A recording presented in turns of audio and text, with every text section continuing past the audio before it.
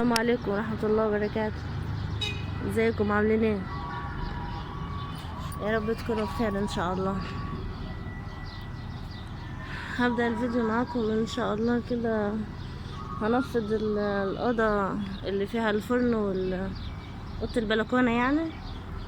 هنفض البلكونة والأوضة هكنسها وامسحها والمعها واكنس البلكونة برضو والمعها. يلا خليكم معايا. صحيح، ايه رأيكم في الجو النهاردة؟ حلو. يلا معلش عشان يعني الصوت وكده، عندي نزلة انا من امبارح، تعبانة شوية بس. يلا نعمل الأوضة دي.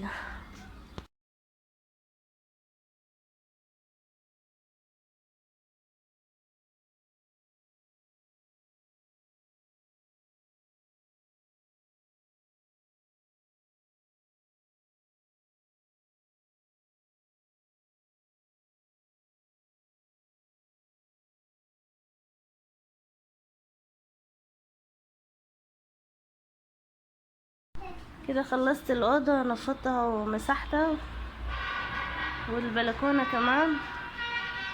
لقيت حلوة اهي. ودي الفرن دي يعني بتاعت الخبيز وكده يعني.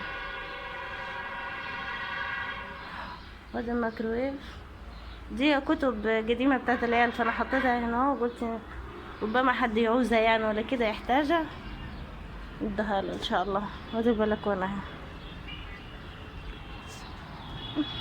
بص شوية من البلكونة.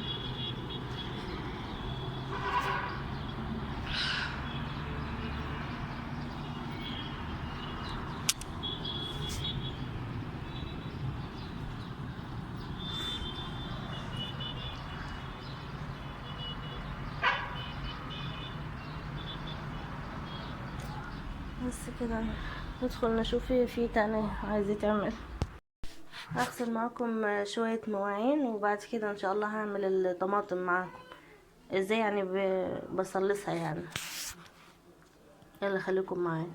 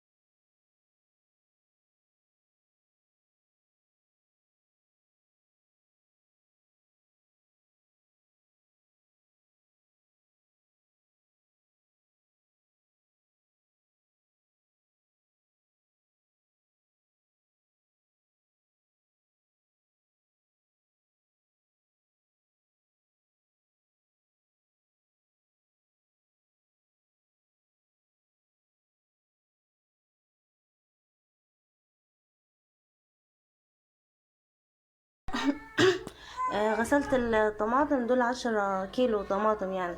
غسلتهم وحطيتهم في حلة زي كده اهو، حلة يعني زي كده. بس هحط الحلة الصغيرة دي كوبايتين مية، الحلة الكبيرة دي 3 كوبايات مية. بس زي ما هي طماطم كده تحطيها صحيحة يعني. بس وتوطي النار عليها وهتستوي يعني لمدة حوالي ربع ساعة كده. وبعد كده بعملها بضربها في الكبة يعني، وبعد كده بصفيها. انا هوريها لكم يعني. بس تحطوهم كده بالشكل دوت يعني.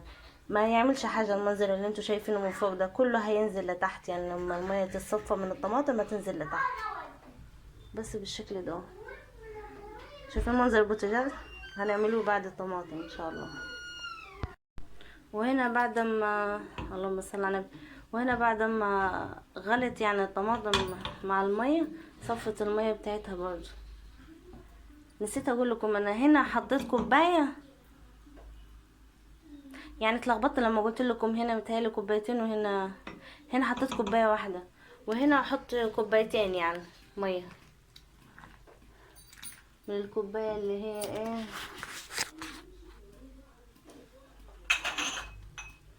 من الكوبايه اللي زي كده دي بتاعه الميه. كوبايه هنا وكوبايتين هنا عشان دي الحله كبيره. بس وبعد كده بتصفي بتصفي يعني المية بتاعتها الطماطم، شايفين؟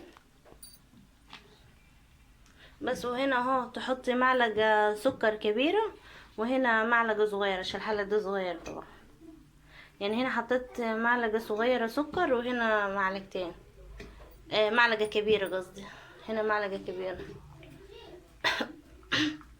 بس كده. وبعد كده هضربهم في الكبة. انا الخلاط عندي بايظ يعني، فبستعمل الكبة. هضربهم في الكبة، وبعد كده هصفي البذر والقشر طبعا. بس وبحطه في اكياس، وبحطه في الفريزر يعني. بس بيبقى سهل عليا، بحيث ما اضربش طماطم ولا اصفي البذر والبتاع دوت والقشر.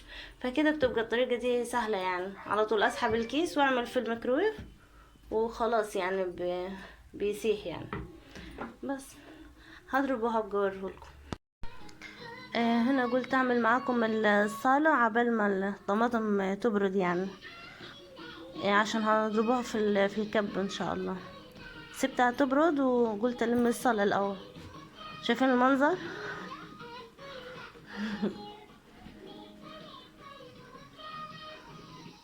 ده المفرش اللي انا هحطه على الترابيزة دلوقتي. ده المنظر بتاع الصالة. تمام. هفرش المفرش على الترابيزة دي ان شاء الله، وهشوف يعني، هجري الفيديو يعني عشان ما اطولش عليكم.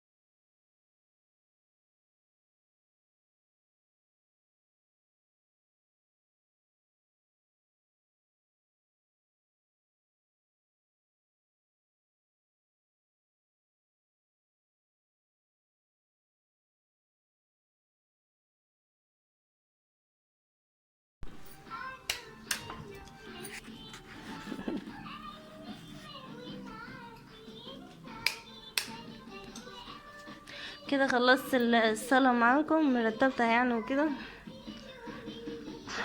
خلصناها. وادي المفرش، مفرش رمضان طبعا. ايه رأيكم؟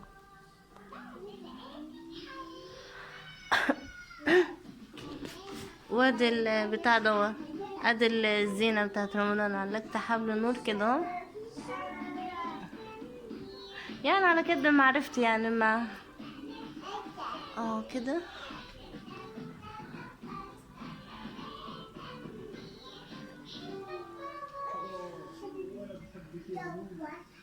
بس وهنا علقت برضو حبل زينة بكار. بكار. ايه رأيكم؟ حلوة الزينة ولا وحشة؟ بس كده خلصت الصلاة معاكم. باجي هضرب الطماطم في الكبة يعني، واحطهم في اكياس، احط الصلصة في اكياس. بس كده خلصت معاكم الفيديو. ثواني صح هوريكم البلكونة جو، حطيت برضو حبل النور فيها اهو، حبل النور بتاع البلكونة. طبعا الخشب اللي هناك دوت بتاع ابو ادم، بتاع المحل اللي كان واخده يعني، فجاب البضاعة وجاب الخشب دوت. ثواني اولي لكم النور. الخشب دوت بس شكله يعني مش عاطفي يعني، مش حلو خالص. بس قلت طب هحط فين يعني، مفيش مكان احط فيه، فحطيتهم في الكرتونة دي وحطيتهم كده اهو يعني، مفيش مكان تاني اصلا عندنا. وادي الحبل بتاع ده النور. وفي عندي لمبة من اللي هي الوان دي، عايزة احطها هنا من فوق يعني.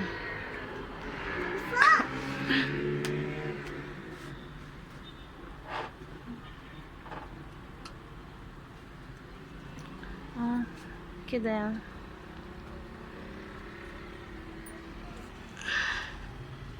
ايه رايكم؟ حلو. يلا ما علينا. حطيته يعني على قد معرفتي يعني الصراحه، ما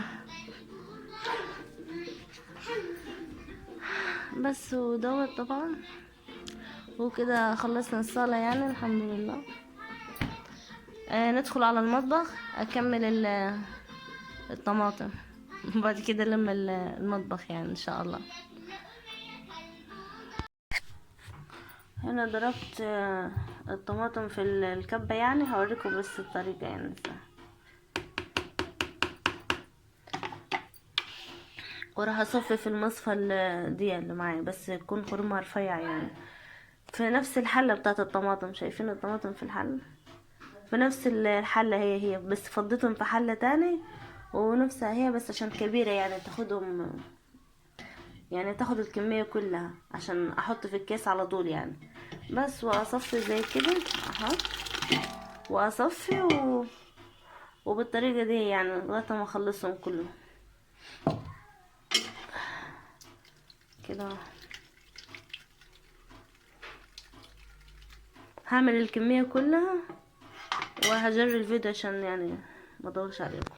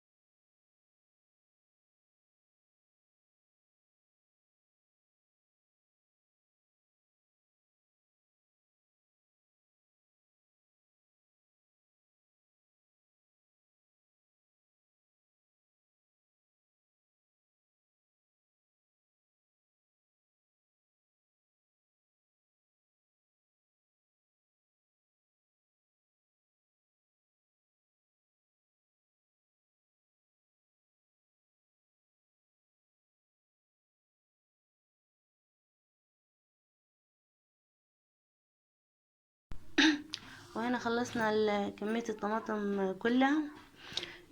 عملتها، صفيتها وعملتها في اكياس. يعني كل كيس يعتبر كيلو بقى، عشان دول 10 اكياس. 10 اكياس ب10 كيلو طلع. بس وتتحط في الفريزر كده، تبقى سهلة يعني للي يعمل الصلصة وكده يعني، اللي يعمل كمية يعني. بس وكده خلصت معاكم الفيديو. ثواني صحيح عايزة اقول لكم انا ايوه صحيح، انا بعمل في الأوضة بتاعة البلكونة، فكان الإضاءة يعني قوية يعني. بعد ما خلصت الفيديو كده ببص لقيت الإضاءة كانت وحشة خالص يعني. فمش عارفة من ايه دوت. فمعلش على الإضاءة يعني. يلا السلام عليكم ورحمة الله وبركاته. معلش بس عشان الواد بيبكي وكده.